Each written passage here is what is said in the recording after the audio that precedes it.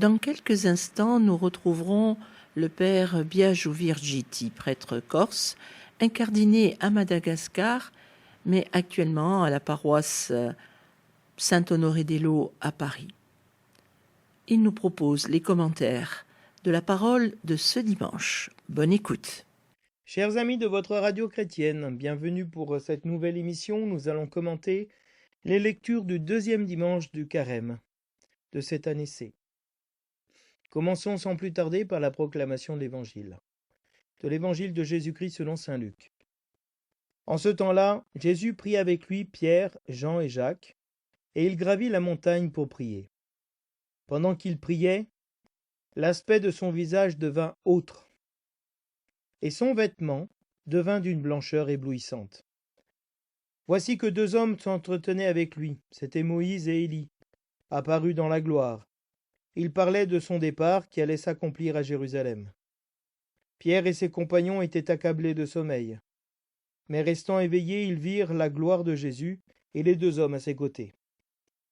Ces derniers s'éloignaient de lui quand Pierre dit à Jésus : « Maître, il est bon que nous soyons ici. Faisons 3 tentes, une pour toi, une pour Moïse et une pour Élie. » Ils ne savaient pas ce qu'il disait. Pierre n'avait pas fini de parler, qu'une nuée survint et les couvrit de son ombre. Ils furent saisis de frayeur lorsqu'ils y pénétrèrent. Et de la nuée, une voix se fit entendre. « Celui-ci est mon fils bien-aimé, celui que j'ai choisi, écoutez-le. » Et pendant que la voix se faisait entendre, il n'y avait plus que Jésus seul. Les disciples gardèrent le silence, et en ces jours-là, ils ne rapportèrent à personne ce qu'ils avaient vu. Du livre de la Genèse. En ces jours-là, le Seigneur parlait à Abraham dans une vision.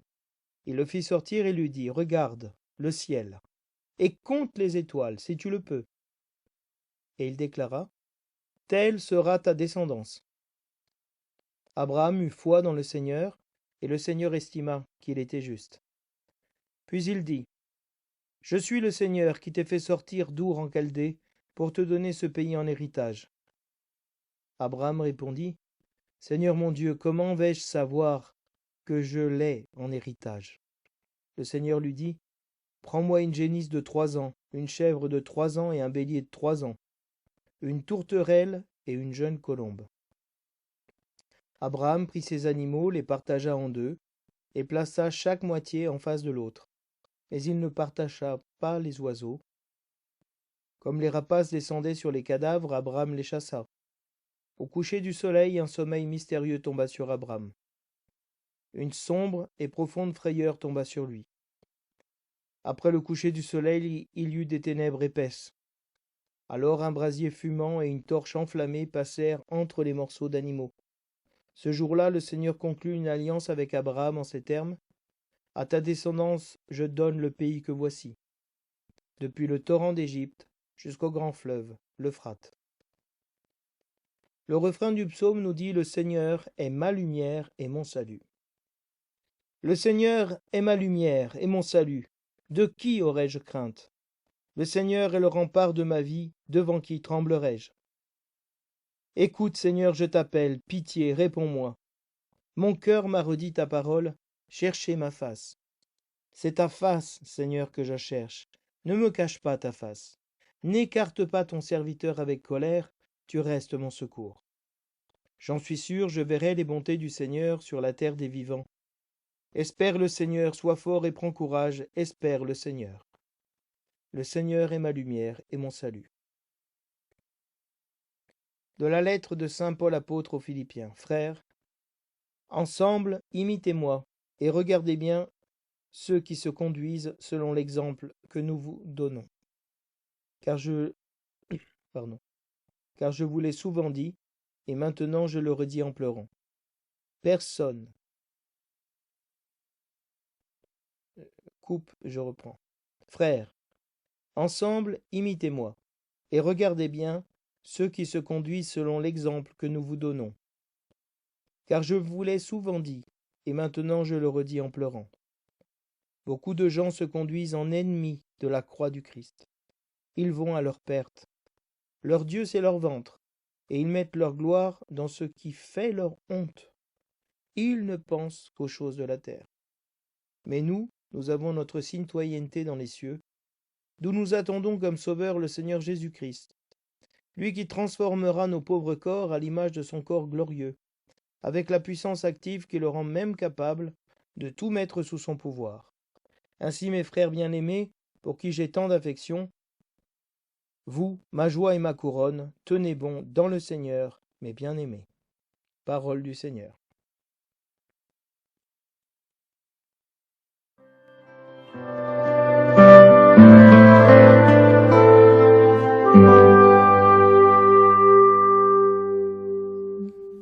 Pour entrer dans le thème de ce deuxième dimanche de Carême, écoutons ce que nous disent les oraisons, les prières qui seront faites en ce dimanche. Si tu as dit d'écouter ton Fils bien-aimé, Seigneur Dieu, fais-nous trouver dans ta parole, afin que d'un regard spirituel purifié, nous ayons la joie de contempler ta gloire. Donc nous avons ici le thème de l'écoute de la parole du Fils bien-aimé, pour avoir un regard spirituel, non plus charnel, et qui soit purifié donc de la réalité charnelle, pour avoir la joie de contempler la gloire de Dieu. Et on demande dans la prière des offrandes que Dieu accueille cette offrande, et que cette offrande nous purifie de nos péchés, qu'elle sanctifie le corps et l'esprit de tes fidèles pour les préparer à célébrer la fête de Pâques. Donc l'offrande de l'Eucharistie est le sacrifice du Fils pour porter le péché du monde, pour détruire le péché du monde et nous donner la vie éternelle. Et ce sacrifice sanctifie notre corps et notre esprit pour que nous puissions célébrer les fêtes pascales. Puis la préface nous dit, après avoir prédit sa mort à ses disciples, il leur a manifesté sa splendeur sur la montagne sainte, en présence de Moïse et d'Élie. Ainsi la loi et les prophètes témoignaient qu'il parviendrait par la passion jusqu'à la gloire de la résurrection. Jésus-Christ annonce sa mort, en présence de deux témoins qui sont Moïse et Élie, la loi et les prophètes. Il témoigne, il confesse, si vous voulez, que la passion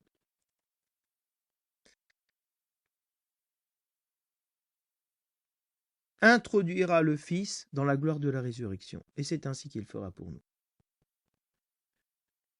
Après avoir communié, Seigneur, au mystère de ta gloire, nous tenons à te rendre grâce, car tu nous donnes déjà sur cette terre d'avoir part au bien du ciel. La transfiguration, c'est déjà avoir part au bien du ciel. Nous pouvons être transfigurés dans cette journée.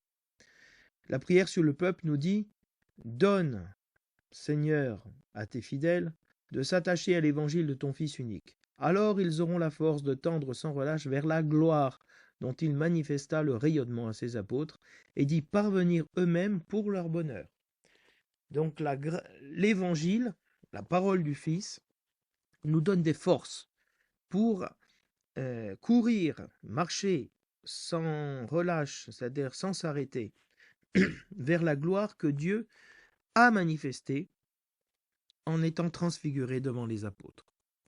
Donc nous voyons que ce dimanche, la gloire et la parole sont très importantes.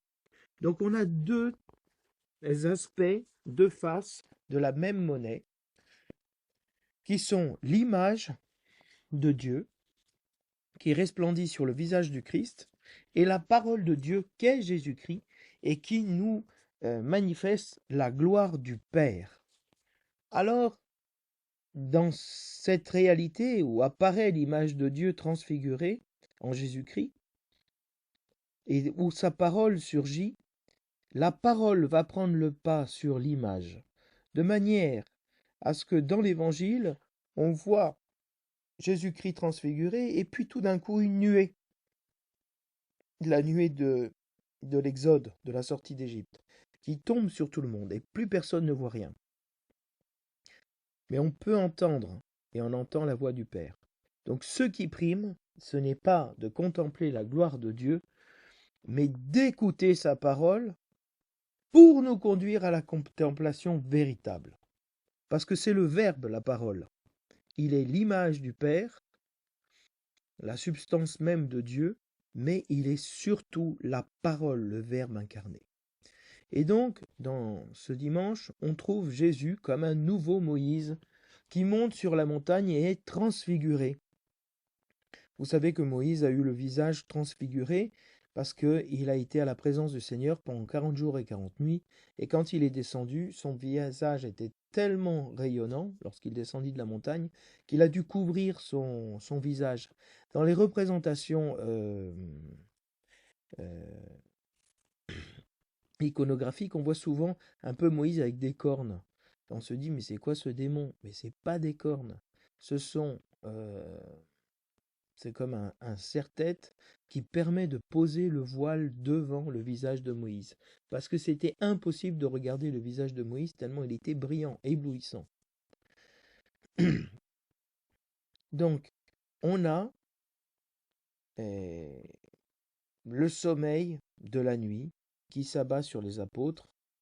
On a le sommeil qui s'abat sur Abraham pour que soit manifestée la parole de Dieu. Et donc, à travers, si vous voulez, les ténèbres, l'ombre, la nuée, il y a cet aspect de contraste avec la lumière, qui est antagoniste. Mais quand, sans doute dans l'évangile de Luc, on a l'impression que Jésus-Christ apparaît de nuit, dans la nuit de Pâques, dans la nuit de la création, dans la nuit de la résurrection, la nuit. Dieu habite la nuit. Dieu habite la nuée, on dit dans l'Exode, pour que se manifeste la colonne de feu. Et de fait, on a une colonne de feu qui va passer dans la première lecture entre les animaux, signe de l'alliance que Dieu scelle avec son peuple, et que Dieu est un feu dévorant. Et puis on va avoir cette colonne de nuée dans l'Évangile, et cette colonne de feu qui est Jésus-Christ lui-même, colonne de lumière. Et on a donc cet aspect, si vous voulez, de l'image, de la présence visible de Dieu qui jaillit dans les ténèbres. Et en même temps, on a une parole qui est proclamée. Le premier commandement de la Torah, c'est « Écoute Israël ». Et donc, Jésus-Christ, dans l'Évangile, nous sommes invités à l'écouter par le Père lui-même, qui nous révèle l'importance de l'écoute de son Fils. Et cette parole qu'on écoute, qu'on entend, cette parole à travers laquelle Dieu parle à Abraham, puisque c'est son ami, l'ami de Dieu, eh bien elle va avoir pour écho le silence des apôtres, de garder cela dans le secret. Et la lumière est l'image de la gloire. Et dans cette gloire de Dieu, on entend une voix. Et quel est le but de cette voix? De transformer nos pauvres corps à l'image de son corps glorieux, pour être couronnés de gloire et de joie dans les cieux, dans la puissance active de Dieu, nous dit saint Paul. Et donc Jésus-Christ transfiguré est la préfiguration, l'anticipation de notre transfiguration. Dans le baptême, nous sommes transfigurés, nous revêtons le vêtement blanc, le vêtement de lumière que Jésus-Christ a abhorré, et c'est ce vêtement de lumière transparent. Vous savez que les midrash juifs disent que Adam et Ève, avant la chute, étaient revêtus de lumière, étaient brillants, et la chose qu'il reste de cette réalité originelle, ce sont nos ongles. Nos ongles sont transparents, ils sont réfléchissants. Et c'est ce que disent les Juifs, ce qui nous reste de cet état du paradis, paradisiaque, que le Seigneur veut nous transfigurer pour nous revêtir de lumière, pour rentrer dans la Pâque du Seigneur ressuscité.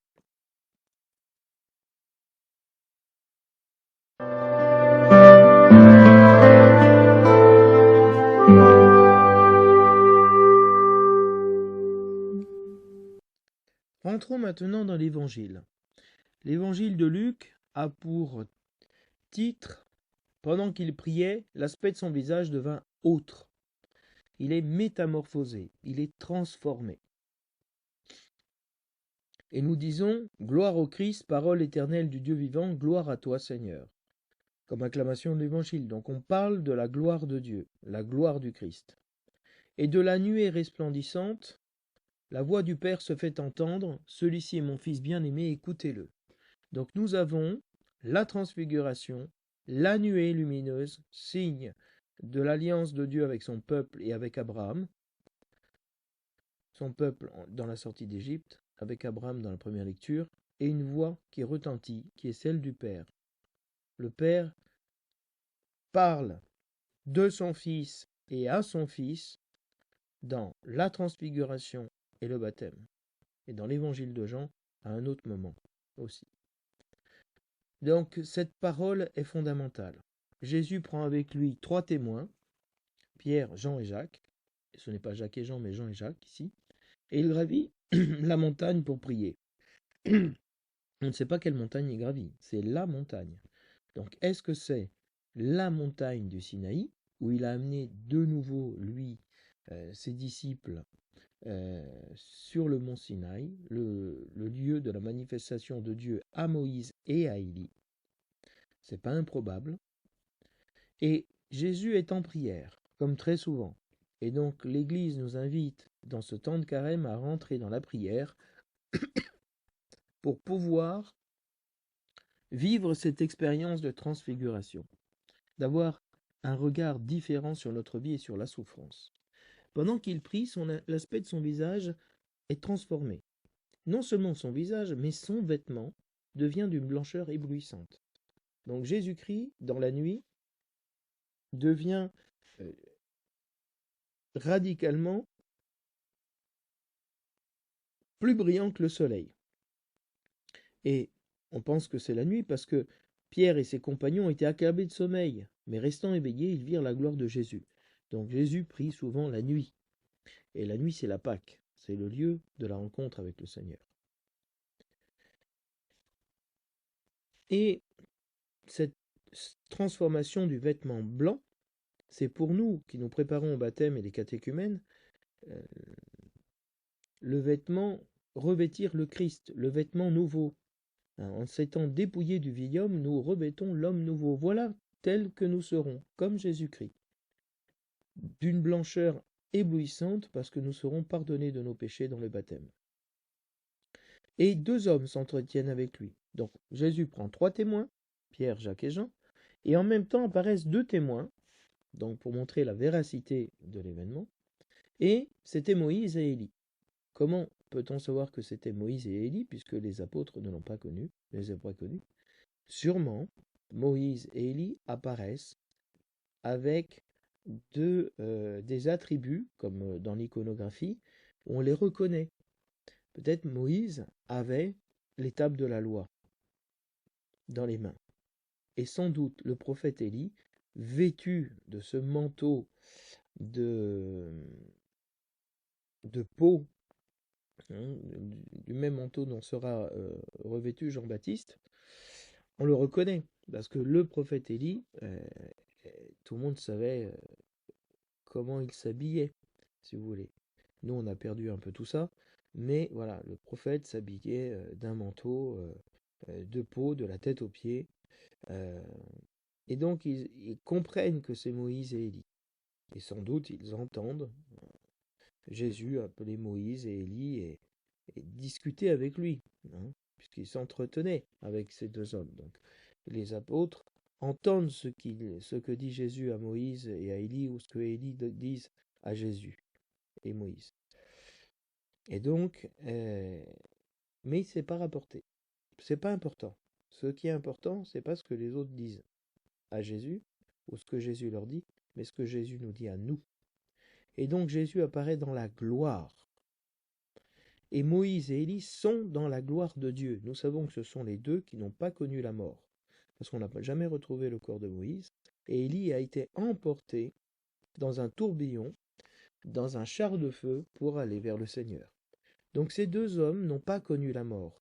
Et ils sont face à celui qui va connaître la mort, Jésus-Christ, mais qui va remporter la victoire définitive sur la mort. Et donc nous donner à nous la nature de Moïse et d'Élie, de passer dans la mort sans mourir. Paul dit qu'à la fin, quand Jésus-Christ reviendra, ceux qui sont vivants ne mourront pas, mais seront transfigurés. Et il parlait, Moïse et Élie, du départ de Jésus-Christ, de son départ, c'est-à-dire de son exode. En grec, c'est exodos. Donc, son passage de ce monde vers le Père, sa sortie de ce monde vers le Père. Et donc, ça, c'est la gloire. Jésus-Christ quitte le monde pour entrer dans la gloire du Père, après sa résurrection. Et donc, il parlait de cet exode qui allait s'accomplir à Jérusalem. C'est à Jérusalem que Jésus-Christ monte au ciel, hein, sur le mont de l'Ascension, en face du temple. Et donc, à Jérusalem, ça va être le lieu de la passion, de la mort, de la résurrection, de l'ascension dans le ciel.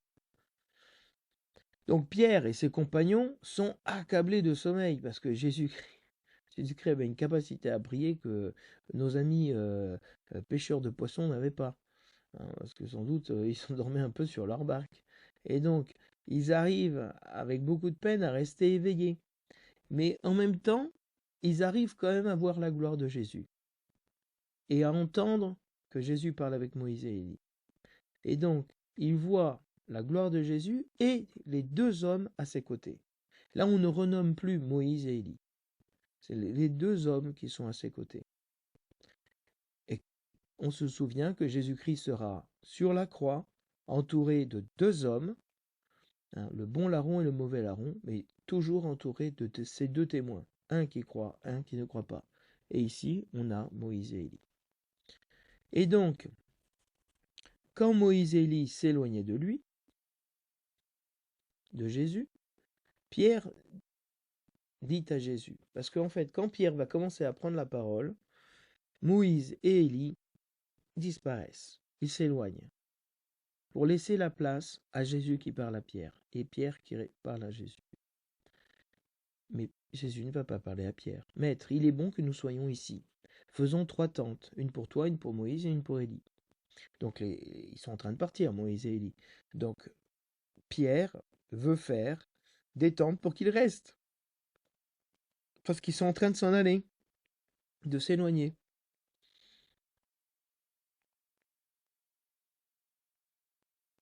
Et on aura aussi, à la résurrection, 2 anges qui seront un à la tête et un au pied du tombeau du Christ. Donc il y a toujours ces 2 témoins qui entourent le Christ. C'est un peu, si vous voulez, une image triangulaire, image de la Trinité. Et Pierre veut faire des tentes. Nous sommes dans la fête des tentes. Après le Yom Kippour, où Pierre a confessé la foi en Jésus-Christ, a dit tu es Pierre et tu es le Fils de Dieu, tu es le Messie. Et Jésus va lui dire tu es Pierre et sur cette pierre je bâtirai mon église et les portes de l'enfer ne prévaudront pas sur toi. Et donc, 8 jours après le Yom Kippour, c'est la fête des tentes. Donc c'est une fête messianique dans laquelle on allait puiser de l'eau à la piscine de Siloé et on faisait une procession de lumière, hein, en direction du temple. Donc on allait puiser l'eau pour pouvoir être purifié et cette purification faisait de nous des êtres de lumière. Quand on sort de la douche, on est tout mouillé et donc forcément la moindre petite lumière nous rend resplendissants.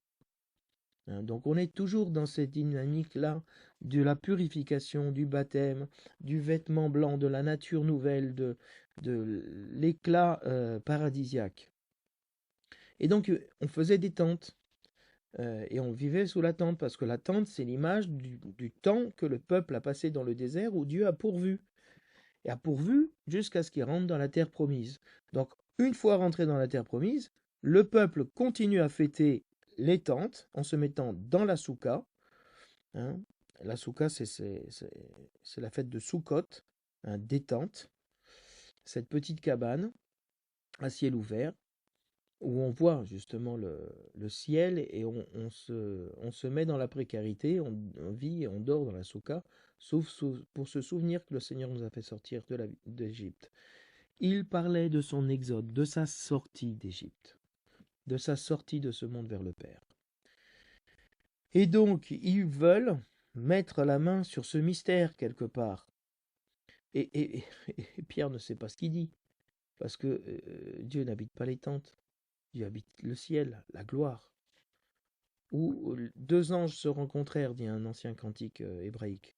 L'un à l'autre demande, où est-il? Où est-il? Où est-ce qu'il habite? Hein? Le Seigneur, dans la gloire. Le Seigneur habite la gloire. Et donc à ce moment-là, une nuée survint et couvre tout le monde de son ombre. Donc c'est une nuée de ténèbres, un brouillard, si vous voulez. Et donc non seulement ils sont peut-être dans la nuit, mais en plus ils sont encore plus à pas pouvoir se voir les uns les autres, sans voir la silhouette de l'un ou de l'autre. Et donc à ce moment-là, ils sont saisis de frayeur, de crainte, lorsqu'ils rentrent dans la nuée. Comme nous sommes dans la difficulté, quand nous rentrons dans la difficulté, dans l'épreuve, nous sommes saisis de frayeur, nous avons peur. Et une voix de la nuée se fait entendre pour nous rassurer. Lorsqu'on est dans le noir, perdu dans la forêt ou dans la tempête et qu'on entend une voix ou qu'on voit une lumière, on est rassuré. Et cette voix nous rassure en disant, celui-ci est mon fils, celui que j'ai choisi, écoutez-le. Il est l'élu, il est le Messie, il est le Fils de l'homme, il est le Fils de Dieu. Et en cela, le Seigneur nous prépare, nous, à travers le baptême, à être ses fils, à être élus. La dernière étape du catéchuménat, c'est l'élection. Et le signe de cette élection en nous, c'est que le Seigneur a commencé à nous donner sa nature nouvelle, à faire mourir le vieil homme et à nous donner l'homme nouveau. Et c'est pour ça qu'on donne le baptême. Pas pour avoir l'homme nouveau, parce que l'homme nouveau a déjà commencé à se donner par l'écoute de la parole. Et le baptême devient le sphragis en grec, le sceau qui scelle cette élection que Dieu a fait sur l'homme et que Dieu l'a choisi et il lui a donné sa nature. Et pendant que la voix se fait entendre, tout d'un coup, il n'y a plus de nuée. Il n'y a plus Moïse et Élie, il y a Jésus seul. C'est lui le Fils bien-aimé. Et à ce moment-là, les disciples gardent le silence. Ils ont écouté la parole, ils sont encore en train de l'écouter dans leur cœur. Et ils n'ont rien rapporté à personne de tout ce qu'ils avaient vu. La première lecture nous dit, le Seigneur conclut une alliance avec Abraham, le croyant. Donc, Dieu va faire une alliance avec Abraham, à un moment de sa vie, où Abraham est sans enfant, et donc il n'a personne à qui transmettre son héritage, et le Seigneur lui dit à Abraham, dans une vision, donc c'est pas physique, c'est une vision spirituelle, mystique, le Seigneur lui dit, regarde le ciel, compte les étoiles, si tu peux. Bien sûr que c'est impossible de compter les étoiles, même avec un télescope. On ne peut pas compter les étoiles, c'est infini. Puis il y en a toujours une qui naît, il y en a toujours une qui meurt. Et le Seigneur dit, telle sera ta descendance. Elle sera incroyable. Et non seulement elle sera incroyable, mais elle sera lumineuse, comme les étoiles dans le ciel. Donc on retrouve un écho de la transfiguration encore. Et Abraham a cru à cette parole du Seigneur. Et le Seigneur a estimé qu'il était juste, c'est-à-dire qu'il était justifié. C'est ce que nous dit saint Paul, la foi nous justifie. Croire Dieu, écouter la parole de Dieu, écouter le Fils bien-aimé, c'est croire en lui. Croire qu'il est en train de nous faire passer de la mort à la vie, des ténèbres à la lumière.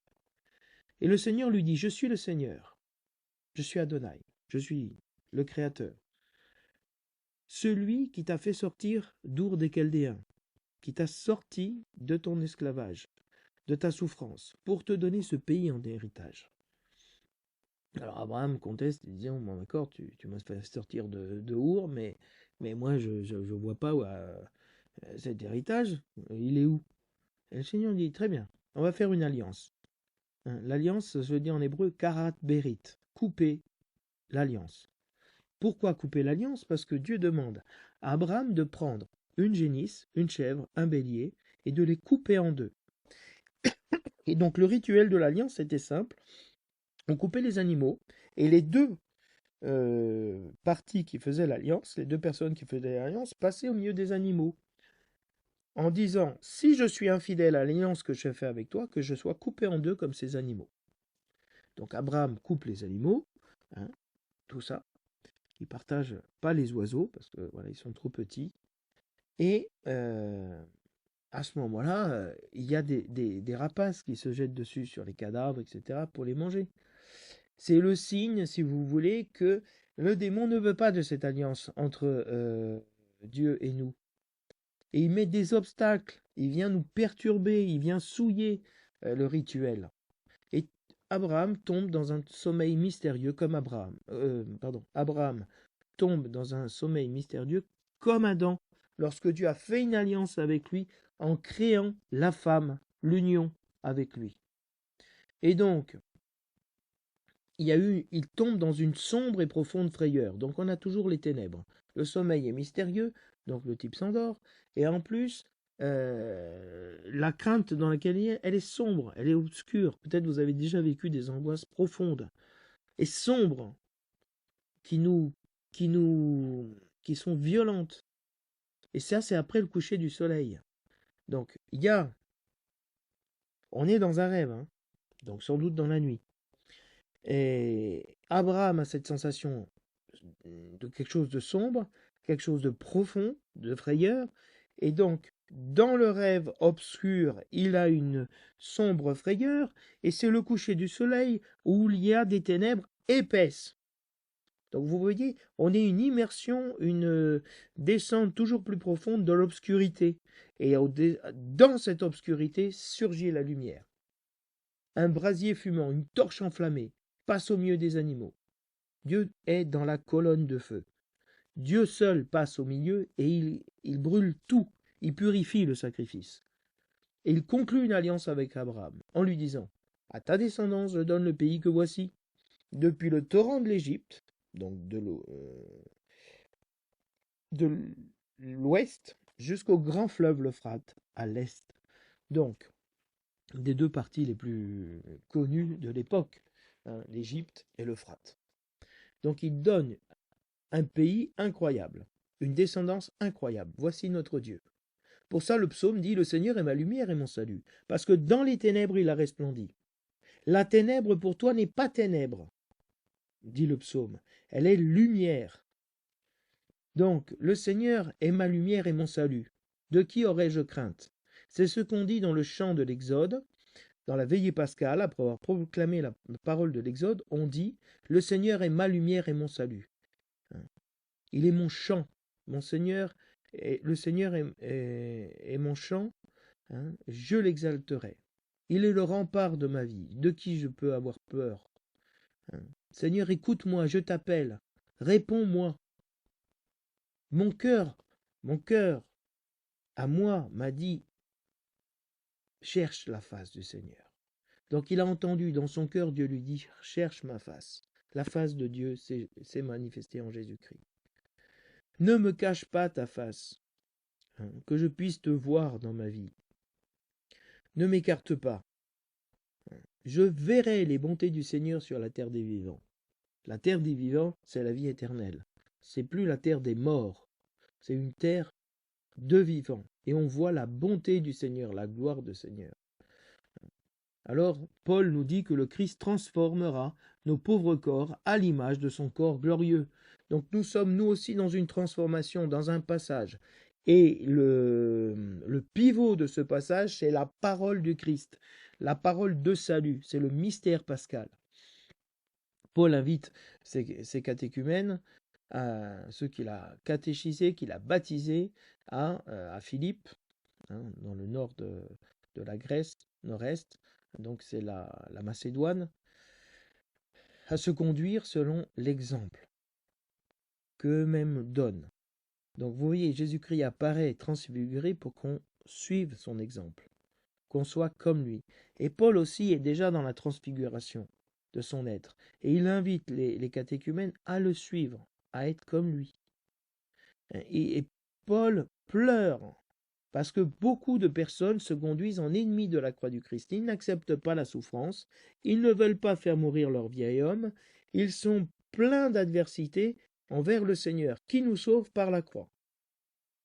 Et ça nous conduit à notre perte. Refuser la croix, la souffrance de notre vie, ne pas entrer dans la nuée, dans les ténèbres, ne pas écouter la voix du Père qui nous dit « c'est mon fils qui te conduit dans l'épreuve, va avec lui », nous conduit à notre perte, parce que nous restons dans les ténèbres, et nous ne voyons pas la lumière. Notre Dieu, c'est notre ventre, les réalités terrestres desquelles nous nous nourrissons. Et on met, nous, notre gloire dans ce qui fait notre honte.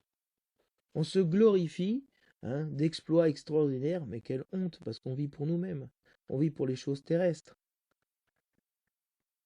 Alors que le Seigneur nous a créés pour le ciel. Notre citoyenneté est dans le ciel. Nous sommes citoyens du ciel. Et nous attendons le retour du Sauveur Jésus-Christ. Et quand Jésus-Christ reviendra, il transformera nos corps mortels, pauvres corps, pleins de faiblesses, pleins de défauts, à l'image de son corps glorieux. Le corps glorieux du Christ, c'est l'Église des ressuscités, des vivants, des transfigurés. Avec la puissance, nous sommes transfigurés à travers la puissance qui rend Jésus-Christ capable de tout anéantir sous ses pieds, d'avoir pouvoir sur tout. Et le premier qu'il anéantira, c'est la mort et le péché. Alors mes frères, je vous aime beaucoup, dit Paul. Vous êtes ma joie, vous êtes ma couronne, tenez bon dans l'épreuve. Ne soyez pas ennemis de la croix du Christ, soyez véritablement des enfants du Père. Donc, chers amis auditeurs, je vous souhaite un bon dimanche et que le Seigneur vous conduise dans cette semaine vers la transfiguration. À la semaine prochaine. Le Seigneur est ma lumière et mon salut. Le Seigneur est ma lumière et mon salut. Qui pourrais-je craindre? Le Seigneur est le rempart de ma vie, devant qui tremblerais-je? Le Seigneur est ma lumière et mon salut. J'ai demandé une chose au Seigneur, la seule que je cherche. Habiter la maison du Seigneur tous les jours de ma vie.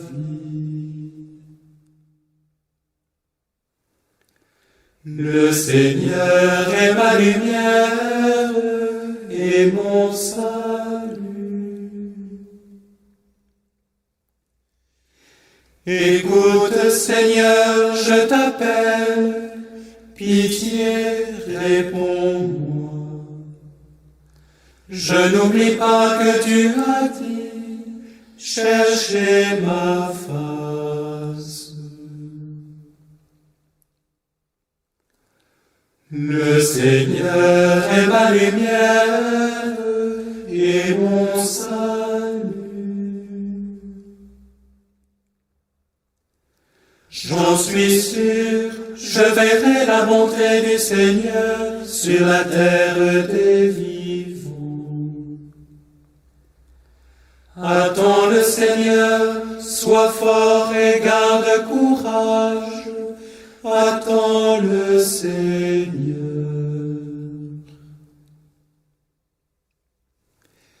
Le Seigneur est ma lumière et mon salut.